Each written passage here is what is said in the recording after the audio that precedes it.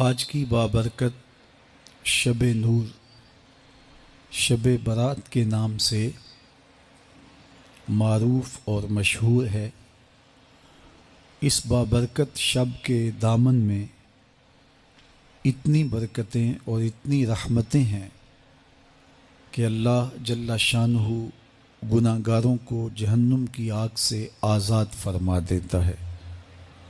ام المومنین سیدہ طیبہ طاہرہ سیدہ عائشہ صدیقہ رضی اللہ تعالی عنہا فرماتی ہیں، ایک دن میں دیکھا کہ حضور میرے حجرہ میں نہیں ہیں، تو میں حضور کو تلاش کرنے نکلی۔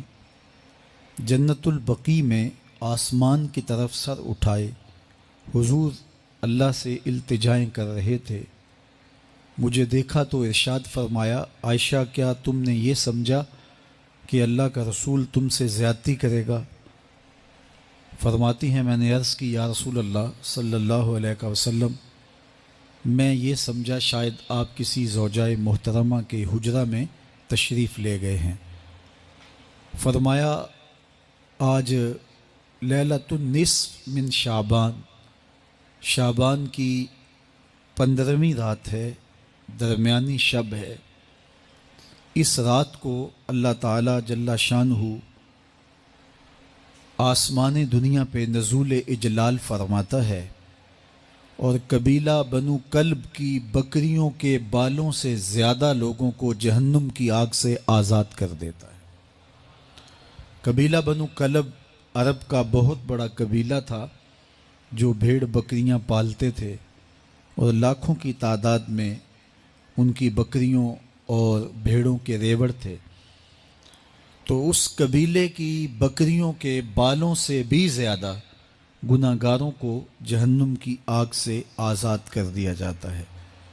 تو یہ وہ بابرکت شب رحمت ہے، شب نور ہے، جس کے دامن میں اتنی برکتیں ہیں کہ کوئی محروم نہیں رہتا۔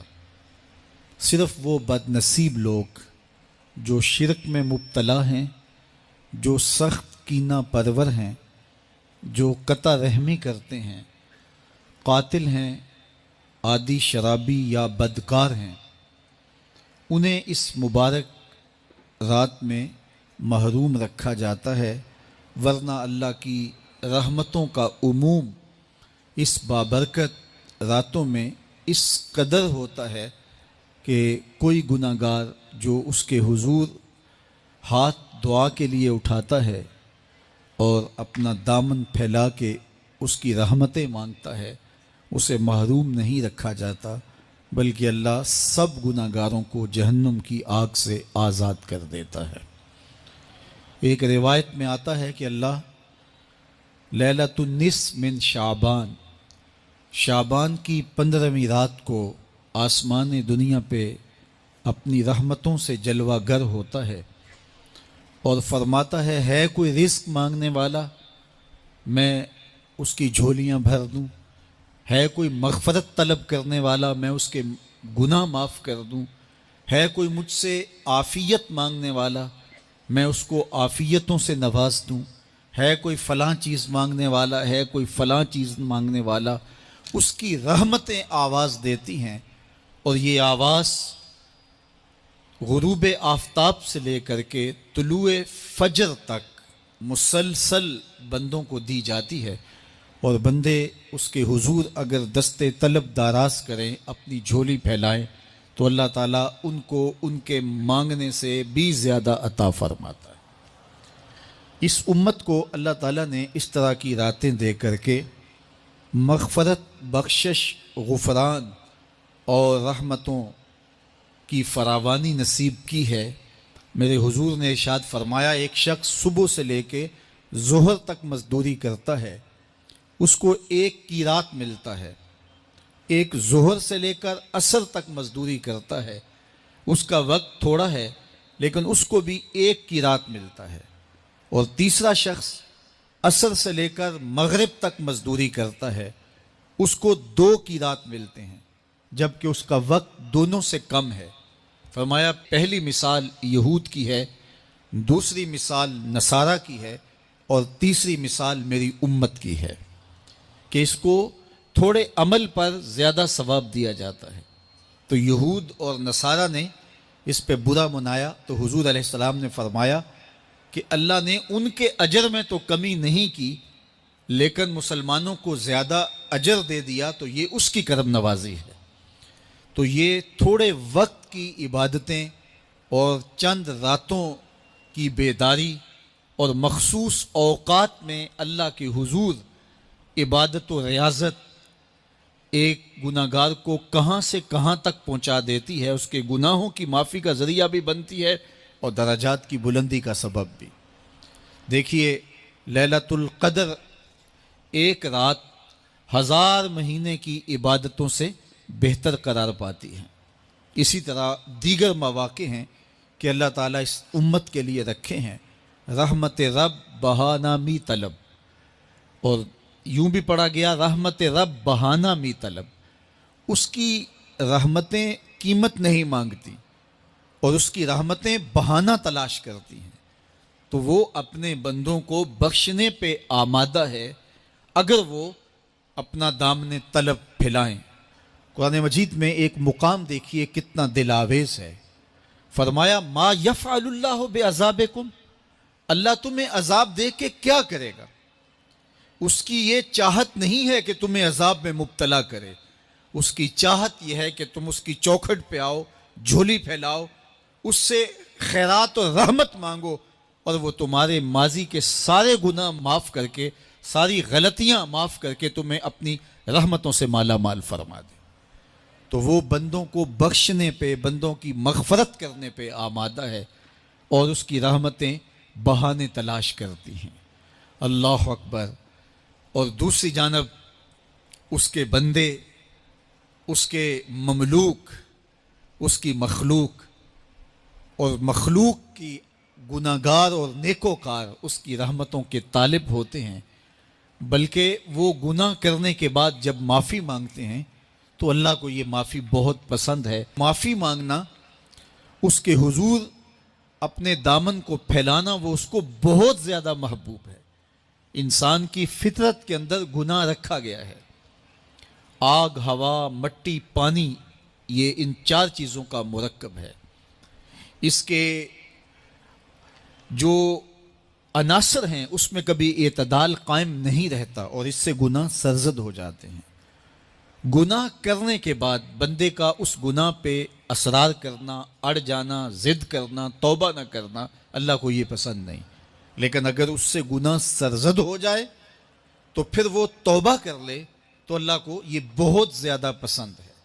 جو اس سے ہو سکے نیکی وہ اللہ کے حضور پیش کرے، لیکن اس کے اندر جو شر رکھی گئی ہے، اس کے اندر جو قوتیں گناہ کی رکھی گئی ہیں، اس سے اگر اس سے گناہ سرزد ہو جائے تو پھر وہ اللہ سے توبہ کرے، اللہ کی طرف رجوع کرے، تو اللہ اس کی توبہ کو نہ صرف قبول کرتا ہے بلکہ اس کے گناہوں کو معاف کرتا ہے اور گناہوں کو بدل کے نیکیوں میں تبدیل کر دیتا ہے۔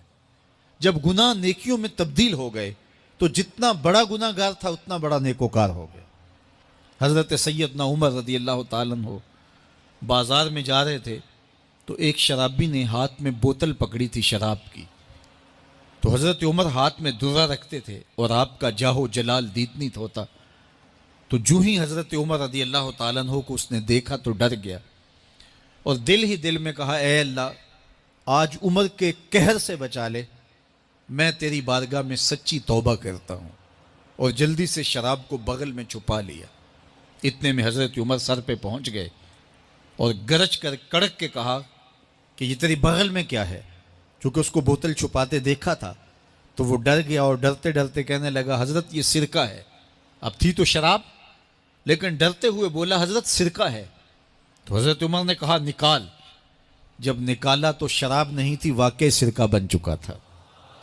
تو جب اللہ کے حضور کوئی توبہ کرتا ہے، اللہ اس کے گناہوں کو بدل کے نیکیوں میں تبدیل کر دیتا ہے۔ حدیث پاک میں آتا ہے کہ قیامت کے دن اللہ ایک شخص کو کہے گا کہ اپنا نامہ اعمال پڑھ، تو وہ نامہ اعمال پڑھنے لگ جائے گا۔ تو نامہ اعمال کے اندر چھوٹے گناہ بھی ہوں گے، بڑے گناہ بھی ہوں گے، تو اللہ سے حیا کرتے ہوئے، شرم کرتے ہوئے وہ بڑے بڑے گناہوں کو چھوڑتا جائے گا اور چھوٹے چھوٹے گناہوں کو پڑھتا رہے گا۔ جب وہ سارے گناہ پڑھ چکے گا اور کتاب ختم ہوگی تو اللہ تعالیٰ اسے فرمائے گا، میرے بندے تو نے یہ جتنے گناہ پڑھے ہیں میں نے سب کو بدل کے نیکیوں میں تبدیل کر دیا۔ تو بندہ کہے گا، اللہ ابھی تو میرے بڑے بڑے گناہ رہتے ہیں جو میں نے پڑھے ہی نہیں۔ فَضَحِكَ النَّبِيُّ حَتَّى بَدَتْ أَنْيَابُهُ، حضور جب یہ بیان فرما رہے تھے تو حضور اتنا مسکرائے کہ صحابہ نے حضور کی داڑھیں دیکھ لی۔ تو پہلے وہ بڑے بڑے گناہ چھوڑے جا رہا تھا، لیکن جب اللہ فرمائے گا کہ میں تیرے گناہوں کو بدل کے نیکیوں میں تبدیل کر دیا، تو وہ کہے گا ابھی تو بڑے بڑے گناہ رہتے جو میں نے ابھی پڑھے ہی نہیں۔ تو جب کوئی بندہ اس کے حضور توبہ کرتا ہے، اللہ یہ نہیں دیکھتا اس نے گناہ کتنے کیے ہیں، یہ دیکھتا ہے بندہ آیا میری چوکھٹ پہ ہے تو اللہ اس کے پچھلے سارے گناہ معاف فرما دیتا ہے۔ اللہ اکبر۔ میرے اور آپ کے آقا و مولا نے اللہ کے حضور توبہ کرنے اور اس پر اللہ کی خوشی اور اللہ کی خوشنودی کا ذکر کرتے ہوئے ایک مثال بیان فرمائی کہ ایک شخص صحرا میں سفر کر رہا تھا، تو وہ ایک درخت کے نیچے دوپہر کاٹنے کے لیے، سستانے کے لیے رک گیا اور درخت کے ساتھ اپنے اونٹ کو باندھ دیا اور خود لیٹ گیا تاکہ دوپہر کاٹ لوں۔ تھوڑی دیر کے بعد جب اس کی آنکھ کھلی تو اس نے کیا دیکھا کہ اونٹ ماں ساز و سامان کے ساتھ غائب ہے۔ اب صحرا میں اونٹ کا گم ہو جانا گویا زندگی چلے جانے کے مترادف ہے۔ تو اس نے دائیں بائیں بھاگ دوڑ کے دیکھا کہ کہیں اونٹ کا نشان مل جائے، لیکن اونٹ کا نشان نہیں ملا۔ تا حد نظر کوئی انسانی آبادی نہیں۔ وہ بھاگا اور تھک ہار کے دوبارہ اسی درخت کے نیچے بیٹھ گیا اور پیاس سے ہلکان ہوا جا رہا تھا اور درخت کے ساتھ ٹیک لگا کے لیٹ گیا اور موت کا انتظار کرنے لگا۔ جن لوگوں نے صحرا کا سفر کیا ہے ان کو اس بات کا اندازہ ہوگا کہ کئی 100 میل تک انسانی آبادی ہی نہیں، اب نہ کچھ کھانے کے لیے بچا نہ کچھ پینے کے لیے بچا، اونٹ بھی غائب ہو گیا، توشا بھی ساتھ ہی چلا گیا، تو اب ظاہر ہے سیدھی موت ہی نظر آ رہی ہے۔ تو وہ اس درخت کے ساتھ ٹیک لگا کے بیٹھ جاتا ہے اور موت کا منتظر ہوتا ہے۔ تھوڑی دیر کے بعد پھر اس کی دوبارہ آنکھ لگ جاتی ہے۔ جب دوبارہ آنکھ لگتی ہے تو تھوڑی دیر بعد پھر آنکھ کھلتی ہے۔ جب دوبارہ آنکھ کھلتی ہے تو دیکھتا ہے کہ اونٹ جو گما تھا ماں ساز و سامان کے اس کے پاس کھڑا ہے۔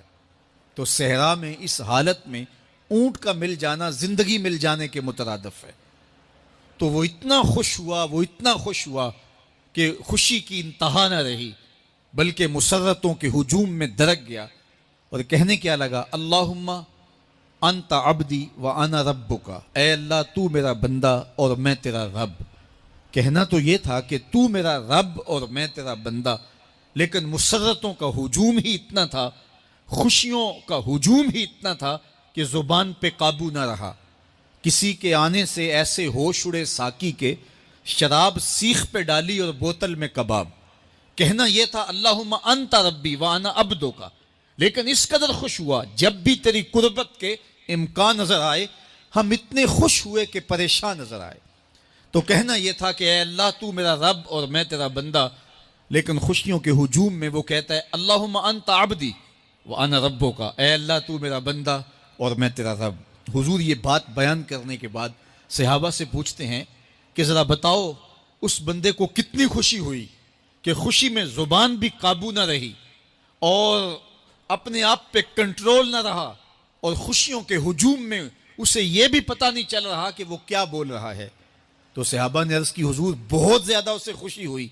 تو میرے حضور نے یہ بات کرنے کے بعد ارشاد فرمایا، جس طرح اس کو گما ہوا اونٹ ملا اور اس کی خوشی کی انتہا نہ رہی، تو فرمایا جب کوئی شخص توبہ کرتا ہے اور اللہ کی حضور پلٹ کے آتا ہے، گناہوں سے معافی مانگ کے اس کی دہلیز پہ آتا ہے، میرے حضور نے فرمایا اللہ اس سے بھی زیادہ خوش ہوتا ہے کہ میرا بندہ میری چوکھٹ پہ آ گیا ہے۔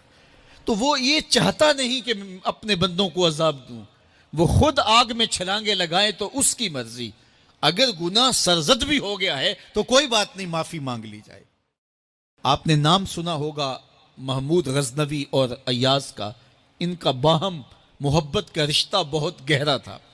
ایاز ٹوٹ کے چاہتا تھا بادشاہ کو، اب دیگر مصاحبین حسد کرتے تھے، بغض رکھتے تھے، وہ کہتے تھے یہ کوئی کیا اس میں کرشمہ اور کمال ہے کہ بادشاہ اس کو اتنا ہی چاہتا ہے۔ تو بادشاہ جب ان وزراء کا، مشیروں کا حسد حد سے بڑا ہوا دیکھا تو ایک دن سب کو اپنے دربار میں حاضر کیا۔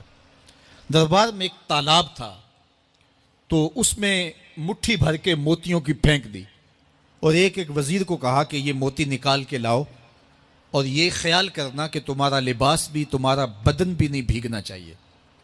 تو سب نے کہا کہ یہ عجیب بات ہے کہ حوض کی تہہ سے موتی نکال کے لائیں اور لباس بھی نہ بھیگے اور بدن بھی نہ بھیگے، یہ تو لازمی ہوگا۔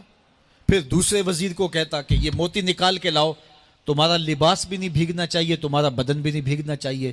تو وہ آگے سے حجت کرتا یہ کیسے ہو سکتا ہے کہ بدن بھی اور لباس بھی نہ بھیگے اور موتی بھی نکال لاؤں؟ تیسرے کو، چوتھے کو، پانچویں کو، ہر ایک آگے سے حجت کرے، یہ کیسے ہو سکتا ہے؟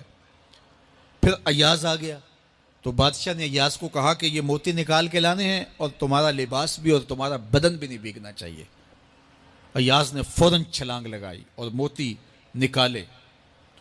جب باہر نکلا تو بدن اور لباس پانی سے نچڑ رہا تھا، تو ایسے موتی بادشاہ کو پیش کیے اور بدن کپ کپا رہا تھا۔ تو بادشاہ بڑے غصے سے کہا کہ ایاز، تمہارا بدن بھیگ گیا، تمہارے کپڑے بھی بھیگ گئے، میں نے کہا تھا لباس بھی نہیں بھیگنا چاہیے، کپڑے بھی نہیں بھیگنے چاہیے۔ تو ایاز بڑی لجاجت سے عرض کرنے لگا، بادشاہ سلامت، آپ کے دو حکم تھے، ایک یہ کہ موتی نکال کے لانے ہیں، دوسرا حکم یہ تھا کہ لباس اور کپڑے بھیگنے نہیں چاہیے، تو ایک حکم میں نے پورا کر دیا ہے، دوسرے کی معافی چاہتا ہوں۔ تو صاحب، اللہ نے حضرت انسان کے سینے میں جذبات کا ایک جہاں آباد کیا ہے، شیطان کو بھی انسان کے پیچھے لگا دیا، اس کی آزمائش کے لیے، اس کے امتحان کے لیے، نفس بھی اس کے اندر موجود ہے، اور دوسری جانب اس کو گناہوں سے منع بھی کیا اور نیکی کی تلقین بھی کی۔ اب کتنی مشکل زندگی ہے حضرت انسان کی، آئی جان شکنجے اندر جویں ویلنے دے وچ گنا، کتنی مشکل زندگی ہے، خواہشیں ہیں کہ آوارہ ہیں، آرزویں ہیں کہ بے قابو ہیں، اور دوسری جانب اللہ کا حکم ہے۔ اب کیا کرے؟ تو گناہ کرنے کے بعد پھر اللہ کے حضور توبہ کر لے، جو ممکن ہو وہ نیکی کرے، اور گناہ سے مقدور بچنے کی کوشش کرے، لیکن بشری تقاضوں کے تحت اگر اس سے گناہ کبھی سرزد ہو جائے تو اس پر اکڑے نہ اور اس پہ مصر نہ رہے، اس پہ اصرار نہ کرے، بلکہ فوراً اللہ کے حضور توبہ کرے۔ گناہ کرنے کے بعد بندہ جب توبہ کرتا ہے، التائب من الذنب کمن لا ذنب لہ، تو وہ ایسے ہوتا ہے جس طرح اس نے گناہ کیا ہوا ہی نہیں۔ بندہ 100 بار گناہ کر کے توبہ کرے، اللہ 100 بار معاف فرما دیتا۔ وہ کریم ہے، 70 ماؤں سے زیادہ پیار کرتا ہے۔ تو بندے اس کی دہلیز پہ جب توبہ کرتے ہیں، رجوع کرتے ہیں اور اس سے معافی مانگتے ہیں، تو وہ یہ نہیں دیکھتا کہ یہ گناہ گار کتنا بڑا ہے، وہ یہ دیکھتا ہے کہ یہ میری دہلیز پہ آیا ہے، اور اس کے ما قبل کے سارے گناہ معاف بھی کرتا ہے، بلکہ گناہوں کو بدل کے نیکیوں میں بھی تبدیل کر دیتا ہے۔ آئیے اب قرآن مجید میں ان لوگوں کی کہانی بھی پڑھیے جو اپنی زندگی کو اپنے مالک کے نام لگا چکے ہیں، اور ان سے اگر کوئی معاملہ سرزد ہو جاتا ہے تو وہ کس قدر اللہ سے ڈرتے ہیں۔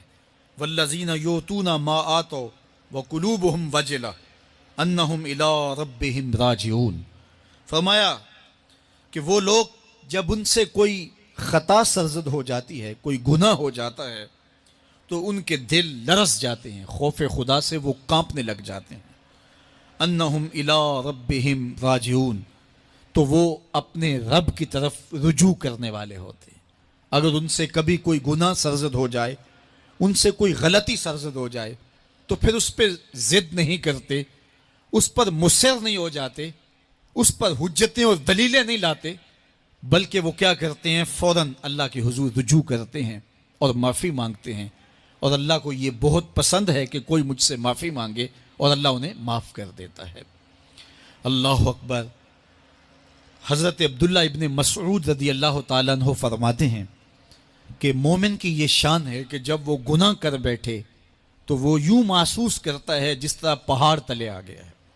یہ اس کی کیفیت ہے کہ گناہ کرنے کے بعد، نافرمانی کرنے کے بعد اس کا دل لرز اٹھتا ہے۔ وَقُلُوبُهُمْ وَجِلَةٌ، ان کے دل خوف خدا سے لرزنے لگ جاتے ہیں کہ ہم سے یہ گناہ کیوں سرزد ہو گیا، یہ تو اللہ کی ناراضگی کا سبب ہے۔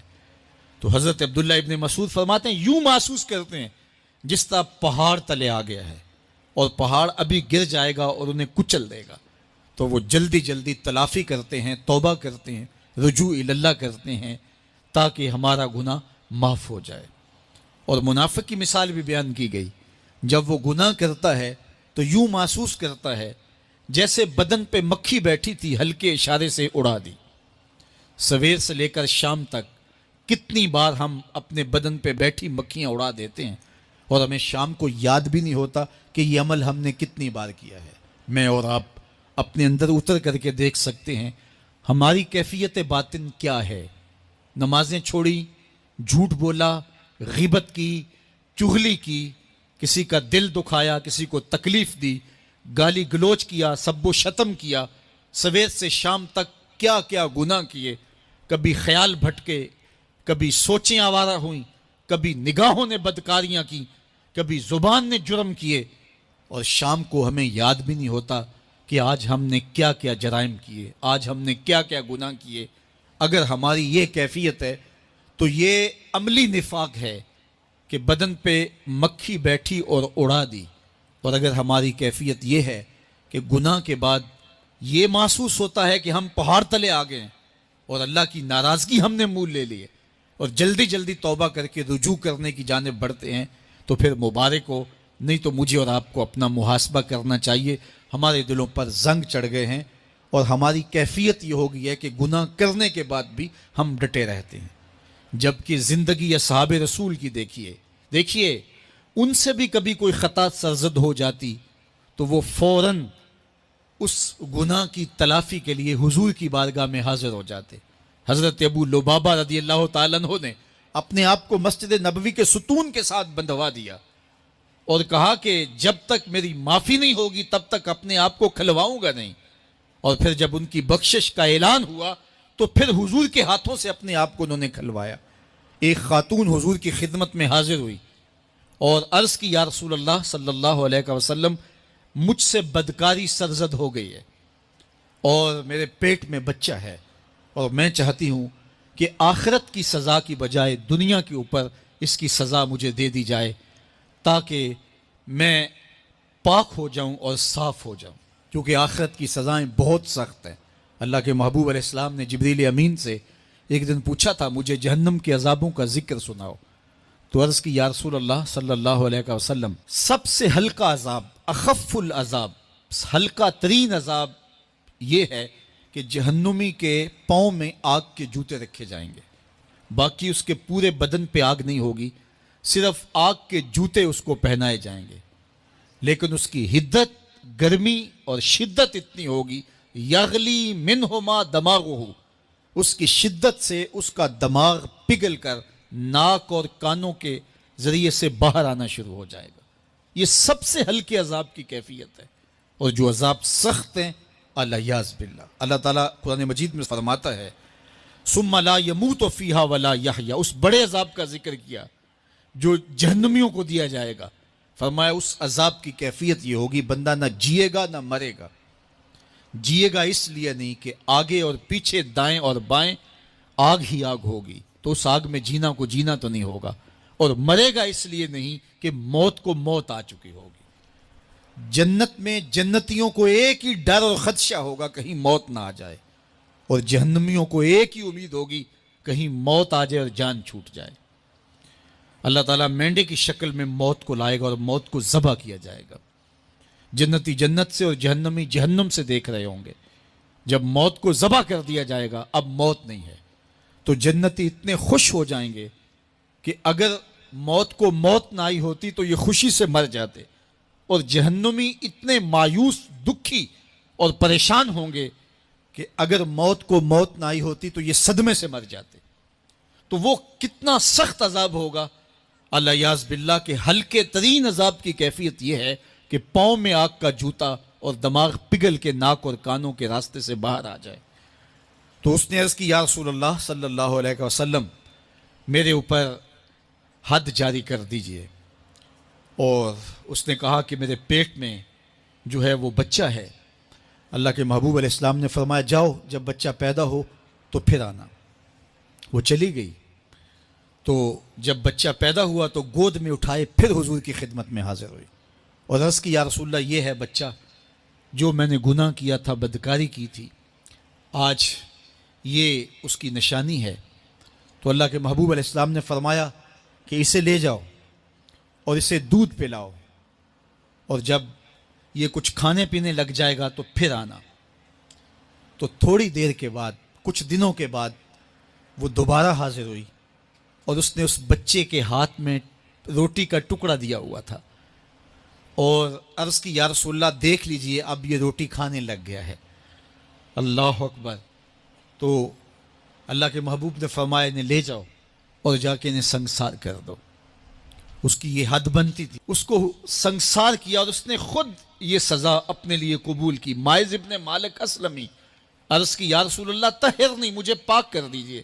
میرے حضور نے فرمایا جاؤ اللہ سے معافی مانگو. وہ گئے اور معافی مانگی. بے چینی اتنی تھی پھر آ گئے اور عرض کی طہرنی یا رسول اللہ، حضور مجھے پاک کر دیجئے. فرمایا جاؤ اللہ سے معافی مانگو. وہ گئے، معافی مانگی، پھر پلٹ آئے. تیسری مرتبہ، چوتھی مرتبہ. آقا کریم نے فرمایا فیما اطہرک کا، تمہیں کہا اللہ سے معافی مانگو، کریم ہے معاف کر دے گا، تم پھر پلٹ آتے ہو، تمہیں کس جرم سے پاک کروں؟ قال من الزنا، عرض کی مجھ سے بدکاری ہو گئی ہے اور میں چاہتا ہوں کہ دنیا پر فارغ ہو جاؤں. حضور نے فرمایا کہ اس کا توازن عقلی تو ٹھیک ہے. عرض کی حضور صحیح الحواس ہے. کہا کہ یہ نشے میں تو نہیں کہہ رہا. کسی نے اٹھ کے منہ سونگا. کہا حضور ایسی بات بھی نہیں ہے. فرمایا تم سوچ لو کیا کہہ رہے ہو. کہا حضور جو میں کہہ رہا ہوں وہ سچ کہہ رہا ہوں، مجھ سے گناہ سرزد ہو گیا اور میں چاہتا ہوں کہ دنیا پر ہی فارغ ہو جاؤں. اللہ کے محبوب علیہ السلام نے فرمایا کہ انہیں سنگسار کر دو. مائز ابن مالک اسلمی کو سنگسار کر دیا گیا. جب ان کا جنازہ اٹھا تو حضور بھی جنازے کے جلوس میں تھے. کسی کی زبان سے نکلا لو مائز نے گناہ کیا تھا. بس یہ بات سننے کی دیر تھی، اللہ کے محبوب کے چہرے پہ جلال آ گیا. فرمایا خبردار اگر کسی نے میرے مائز پہ بات کی، میرے مائز نے ایسی سچی توبہ کی ہے اگر روئے زمین کے تمام مسلمانوں میں بانٹ دی جائے لکفاہم، سب کی مغفرت ہو جائے.